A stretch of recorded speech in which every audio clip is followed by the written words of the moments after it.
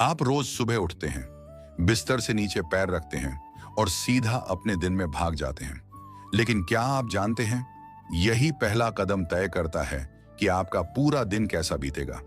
क्योंकि शास्त्र कहते हैं, जिस धरती पर आप पहला कदम रखते हैं, अगर उसे प्रणाम नहीं किया तो वही धरती आपकी ऊर्जा को स्वीकार नहीं करती। ध्यान से सुनिए, हिंदू शास्त्रों में सुबह बिस्तर से उठते ही धरती को स्पर्श करने से पहले एक मंत्र बोलने की परंपरा है। यह कोई रस्म नहीं, यह चेतना का विज्ञान है। अब सुनिए, वह पवित्र मंत्र समुद्र वसने देवी पर्वत मंडिते विष्णु पत्नी नमस्तुभ्यम पादस्पर्शम क्षमस्व में। अब इसका गूढ़ अर्थ समझिए। हे देवी पृथ्वी, जो समुद्रों से घिरी हुई है, पर्वतों से सुशोभित हैं, जो स्वयं भगवान विष्णु की पत्नी है, मैं आपको प्रणाम करता हूं। मेरे पैरों के स्पर्श से यदि कोई दोष हो तो मुझे क्षमा करें।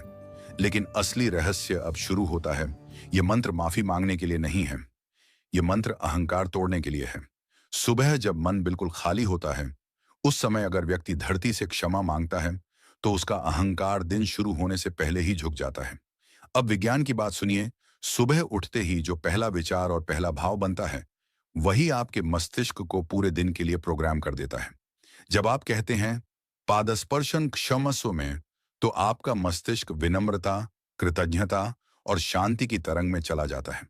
और जहां मन विनम्र होता है, वहां क्रोध, तनाव और नकारात्मकता दिन भर प्रवेश नहीं कर पाते। शास्त्रों में एक गहरी बात लिखी है, जो व्यक्ति धरती को मां मानता है, धरती उसकी रक्षा करती है। इसीलिए पुराने समय में बुजुर्ग कहते थे, बिना भूमि वंदन के घर से बाहर मत निकलो।